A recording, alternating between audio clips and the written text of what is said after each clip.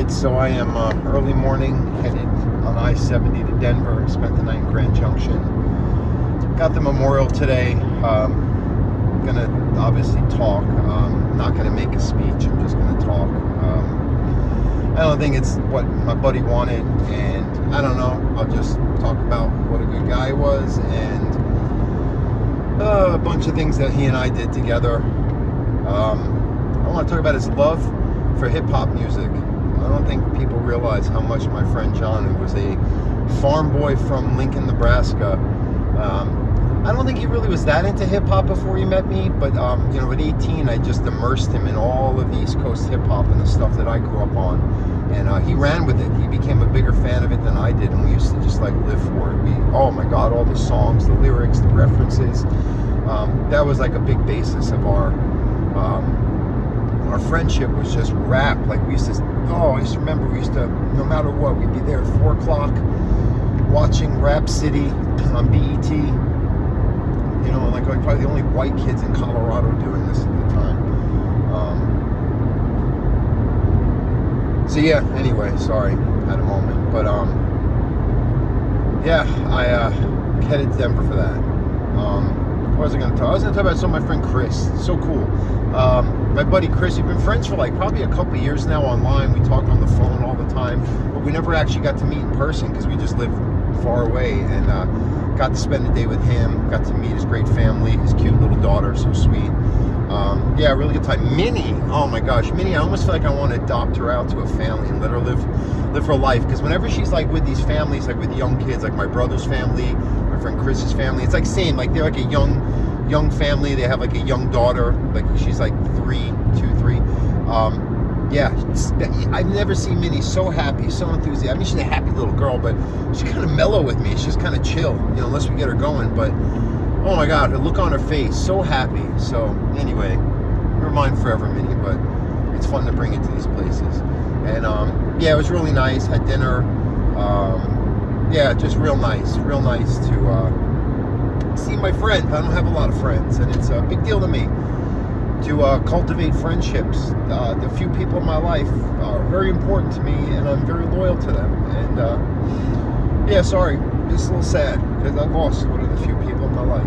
It's been really hard dealing with all that, amongst everything else in my crazy life that I have to fight and claw and scratch for anything to happen good in it. But I do. I fight and claw and scratch. That's just how it's going to be. I was going to talk about, I guess I'll leave it for another video. I don't know, the transitions. What are transitions? Not changing. Well, it is changing, but it's a change of events, right? And that's like people on the spectrum. I noticed it because this morning we were leaving the hotel, and I was getting anxiety. I was getting like, there's one point where I just started walking in circles in the middle of the room. Like, what do I do? Like, I know what to do, but I just get locked up and I get like overwhelmed because the transition was happening. And I always plan for it. Like last night I had everything lined up by the door because I know how hard it is to begin with, even when it's organized.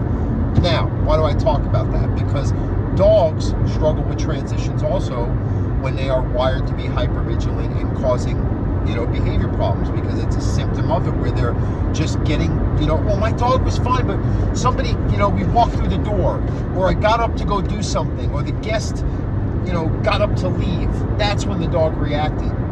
Notice when this happened, that's a change of events. That's a transition. It could be you just getting up to go to the bathroom. It could be you just changing your position in the chair. It could be a guest entering the home. It could be a mealtime. It could be showing up in a new environment. Transitions are a change of event, environmental space, social interaction, thing for the needs of the dog, that the dog could be overanalyzing, physically getting too caught up and stimulated by it, caught up in it and stimulated by it, and boom, there's your, like, it just becomes a meltdown, a reaction, a sensory overload, a instinct-driven frustration, because the dog is in a position that I'm caught up in the transition. Who's leading me through it? Who's guiding me through it? How do I deal with this? That's where training has to be precisely pinpointed and preemptively, you know, injected into the situation. I'm trying to use big words here.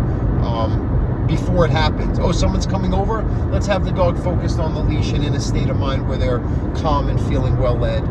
Beforehand, I'm going to get up from the couch, let me have the dog go to their place, or lead them with me so they don't follow me impulsively and get all caught up in it, not knowing what to do. That's how you lead your dog through transitions. That's all this is about, is the dog, same as people on the spectrum, neurodivergent people. When things change, new things happen, you get this overload and you don't know how to handle that transitional situation. Thank you for subscribing, liking. My name is Brett Endies. If anyone doesn't know, I'm a professional dog trainer for 30 years, and I share on this channel to give you more insight to my life as a professional dog trainer, solutions and understandings of how to help your dog if you are struggling with problem behaviors or raising your puppy in a proper way, and what life being on the autism spectrum and having sensory-based struggles is like, and how it parallels the struggles that dogs can be going through as well.